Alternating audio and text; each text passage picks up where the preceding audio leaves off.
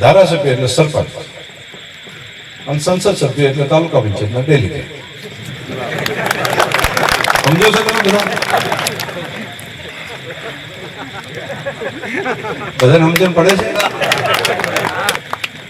Delegate અને સરપંચ આ બે માં કોઈને કીધું કે તમારે સરપંચ થવું છે, ડેલીગેટ થવું છે, શું કરે? હા ઠીક છે, કોઈને એમ લાગે કે ભગત બોલ્યા તો કોઈને એમ લાગે કે હા તાલુકા પંચાયતના પ્રમુખ રાજાબા બનવાનું છે તો એ એમ કહી દે તો ડેલીગેટ થવરાય. તાલુકા પંચાયતના પ્રમુખ બનવાનું હોય તો ડેલીગેટ થવરાય. પણ ડેલીગેટ ત્યાં તો નક્કી છે કે એ કને તો ભાઈ એ વાત તો છે ને, પ્રમુખ વાળો વિષય ક્યાંય મગજમાં છે ને, તો પછી સરપંચ રહેવું કે વગર કારણે સરપંચ માંથી રાજીનામું વાળી ડેલીગેટ થવું, તો પછી એમાં તો હોય.